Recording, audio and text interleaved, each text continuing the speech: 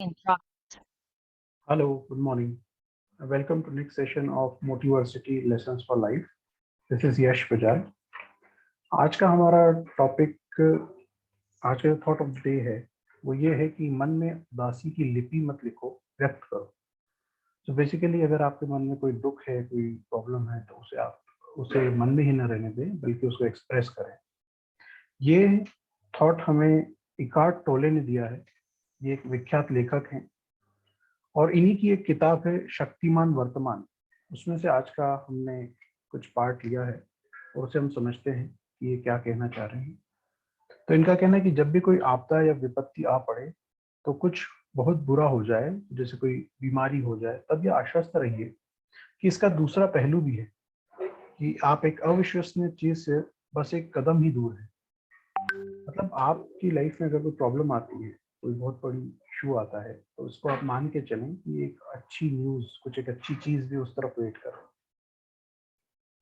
तो ये तो सही है कि उस समय पर वो पीड़ा या दुख तकलीफ जो आपको है, वो ऐसा तो नहीं है कि वो क्योर हो जाएगी, ठीक हो जाएगी, आपको उससे गुजरना तो पड़ेगा।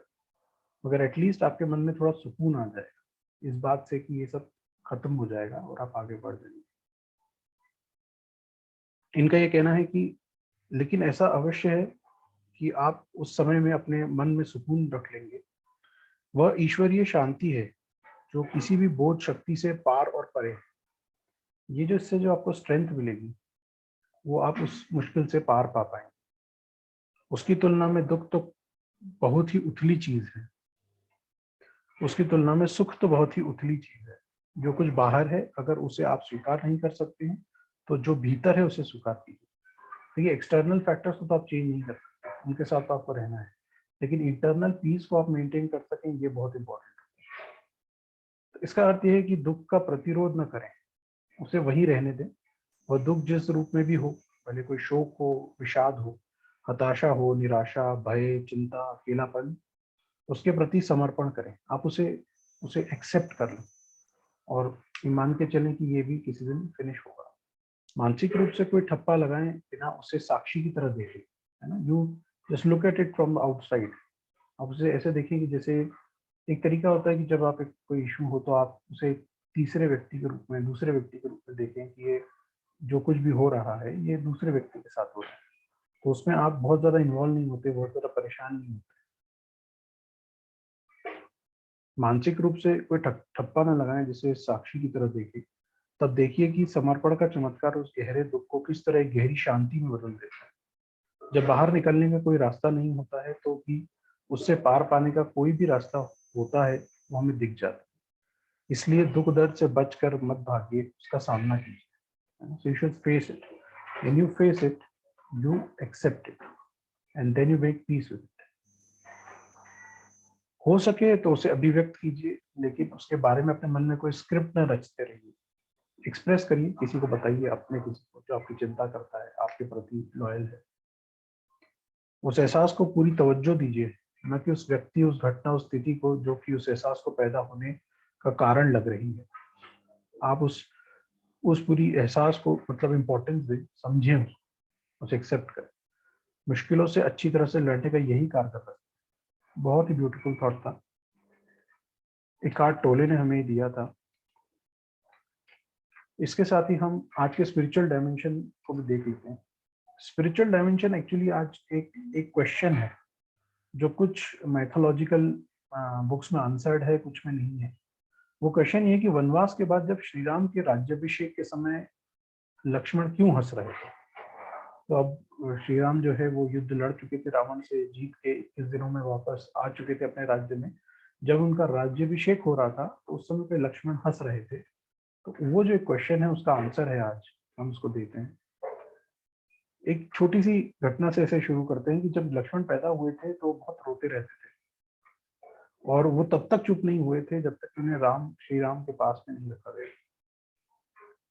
तो अब हम अपनी इस बात से हमें पता चलता है कि लक्ष्मण कितने अटैच थे श्री राम से।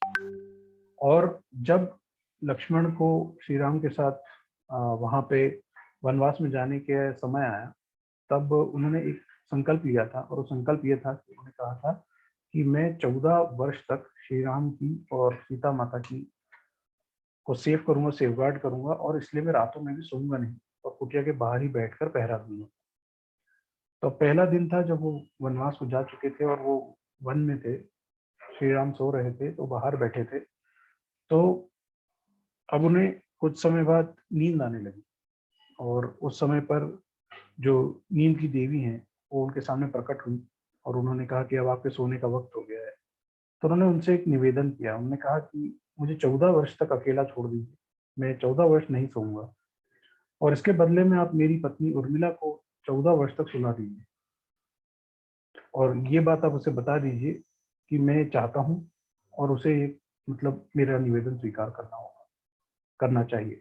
तो जो देवी है, नींद की देवी, वो जब उर्मिला के सामने गई तो उन्होंने बात उनके सामने रखी, तो उन्होंने भी इस बात को एक्सेप्ट करा कि हाँ मैं इसके लिए रेडी हूँ। और उन्होंने फिर 14 वर्ष तक दिन और रात उनकी पत्नी उर्मिला सोती रही, और इस कारण से ही लक्ष्मण श्री राम की सेवा कर सके और उनकी सेफ्टी में बाहर खड़े खड़े रह सके।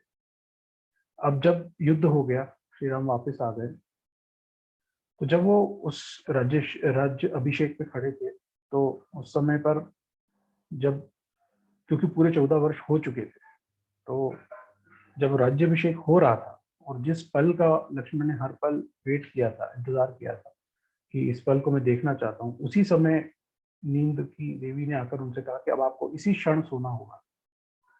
तो इस आयरनी, इस अजीब सी सिचुएशन पर लक्ष्मण को हंसी आ गई कि जिस क्षण का मैंने इतने समय से इंतजार किया, उसी क्षण को मैं देख नहीं पा रहा। इस आयरनी को सोचते हुए ही उन्हें हंसी आ गई। जब किसी ने उनसे बात पूछी तो उन्होंने पूरी बात यही बताई कि मैंने पिछले 14 वर्षों से इस क्षण की प्रतीक्षा की। अब राम राजा बनने जा रहे हैं, तो नींद की देवी निद्रा ने जो मुझसे समझौता किया था कि 14 वर्ष तक आपको जगने दूंगी, और वो इसी क्षण मुझसे कह रही है कि आप सो जाओ, तो मैं इस क्षण इस गौरवपूर्ण स्थिति को देख नहीं पा रहा हूँ, तो इसलिए उन्हें हंसी आ गई। तो ये बहुत ही ब्यूटीफुल किस्सा था, हमारी कुछ बुक्स में मेंशन भी नहीं है, वाल्मीकि रामायण में और रामचरितमानस में नहीं पाई जाती है, लेकिन ये दक्षिण भारत की राम कथाओं में भी है। इसी के साथ हम आज का सेशन फिनिश करते हैं। Thank you very much.